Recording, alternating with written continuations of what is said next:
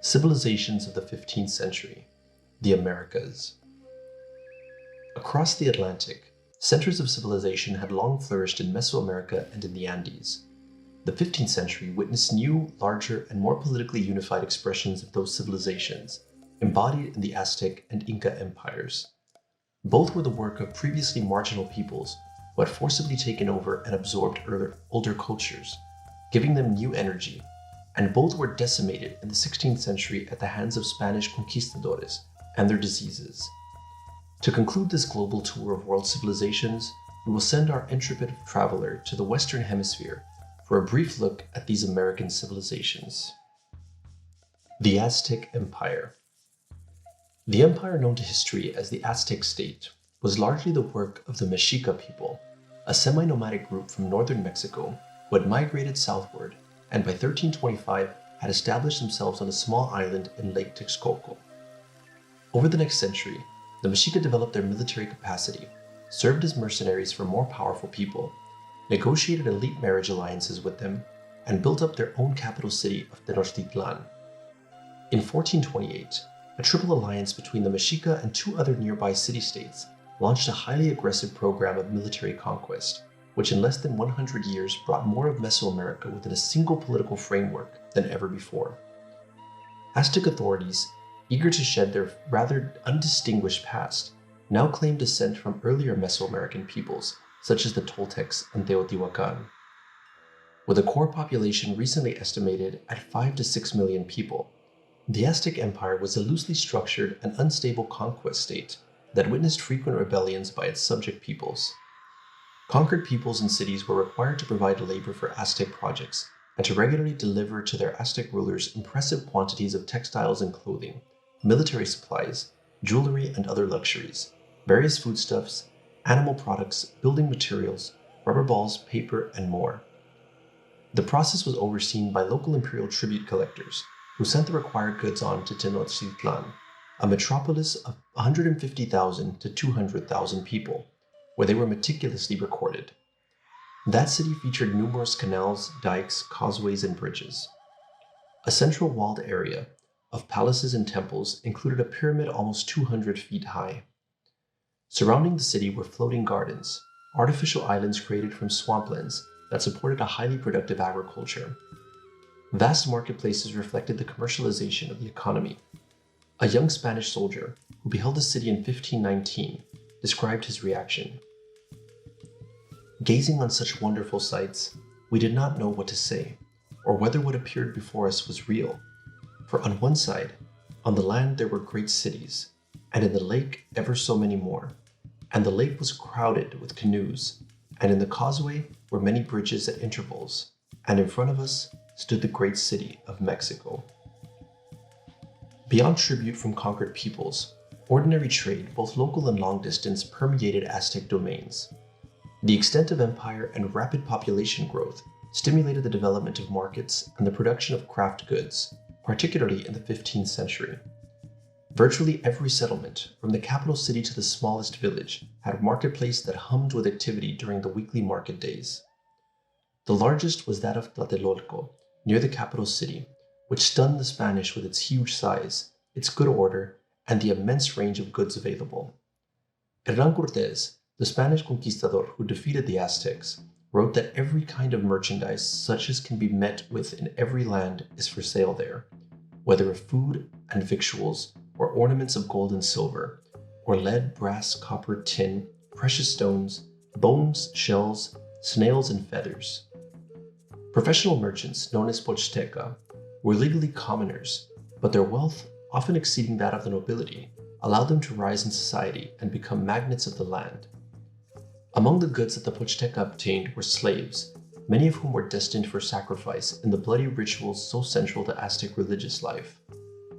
Long a part of Mesoamerican and many other world cultures, human sacrifice assumed an unusually prominent role in Aztec public life and thought during the 15th century.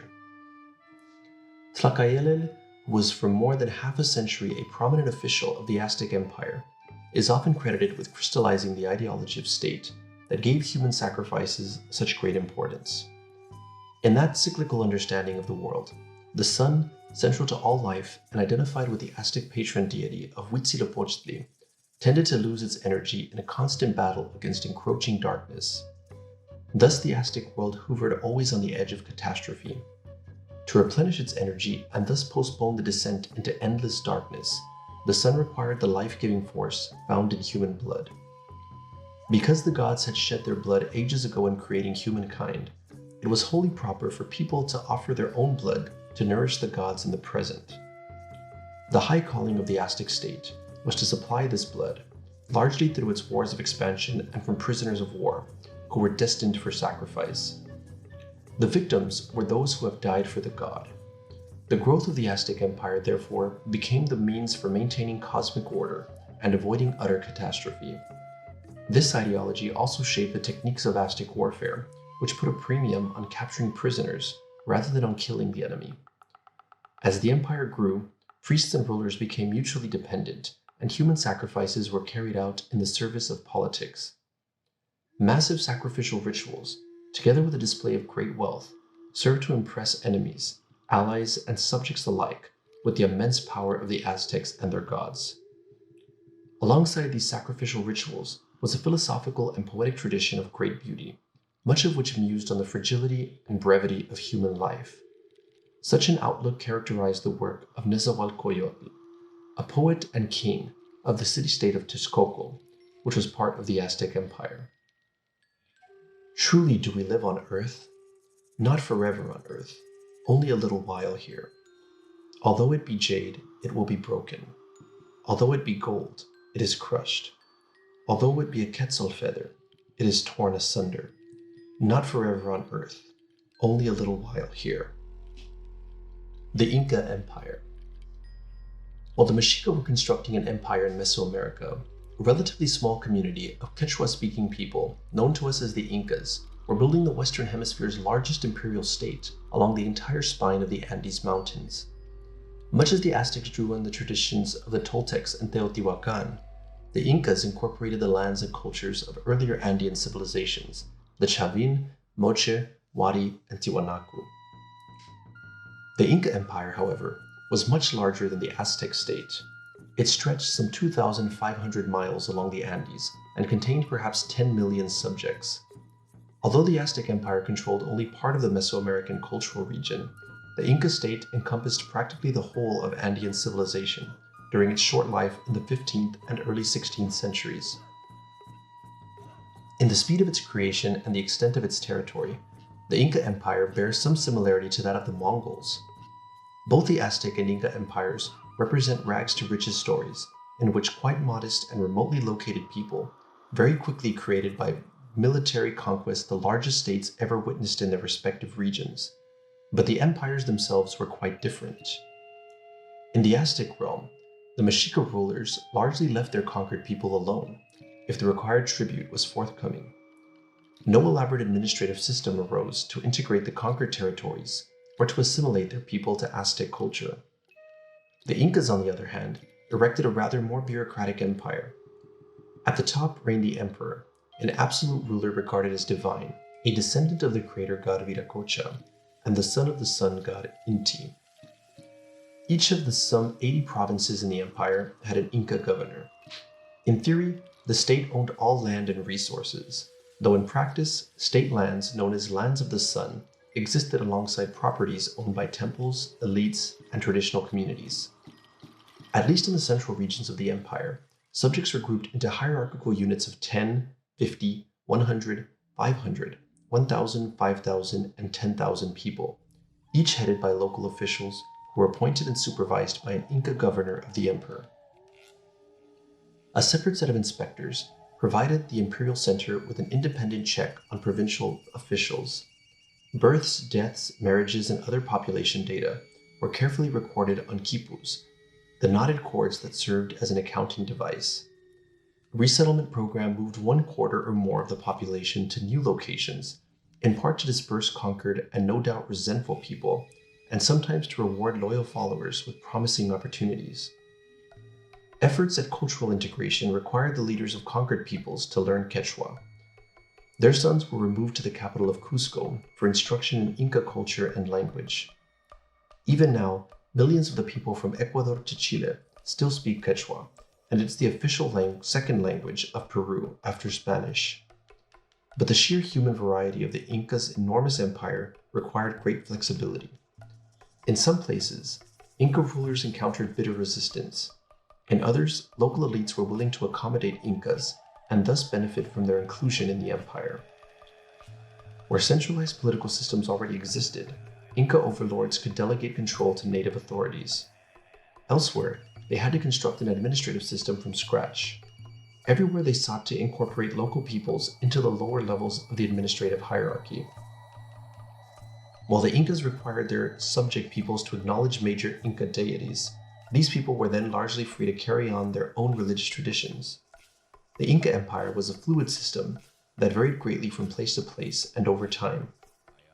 It depended as much on the posture of conquered peoples as on the demands and desires of Inca authorities.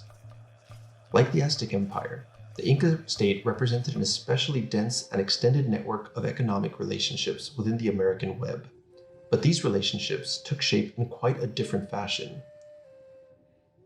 Inca demands on their conquered people were expressed not so much in terms of tribute, but as labor service, known as mita, which was required periodically of every household.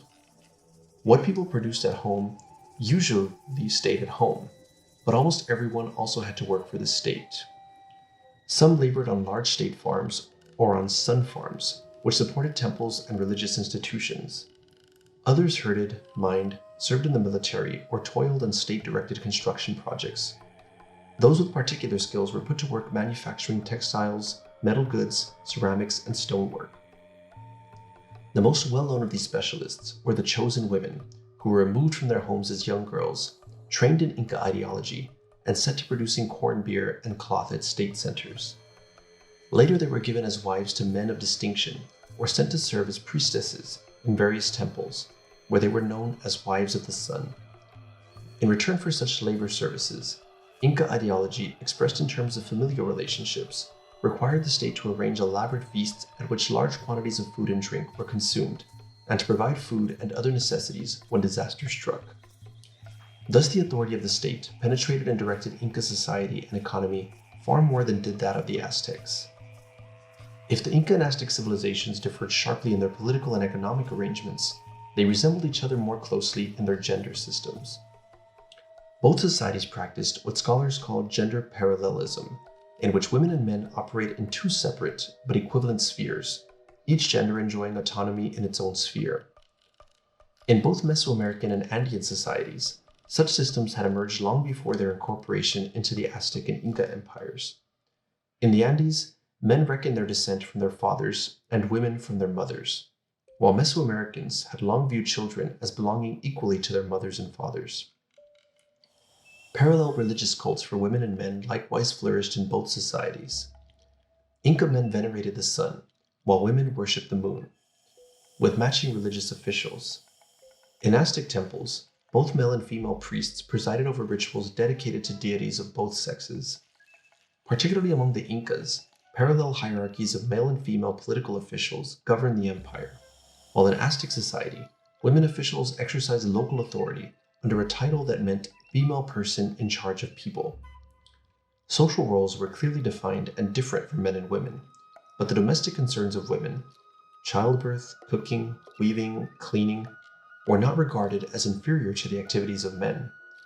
Among the Aztecs, for example, sweeping was a powerful and sacred act with symbolic significance as an act of purification and a preventative against evil elements penetrating the center of the Aztec universe, the home. In the Andes, men broke the ground, women sowed, and both took part in the harvest. This was gender complementarity, not gender equality. Men occupied the top positions in both political and religious life, and male infidelity was treated more lightly than was women's unfaithfulness. As the Inca and Aztec empires expanded, military life, limited to men, grew in prestige, perhaps skewing an earlier gender parallelism.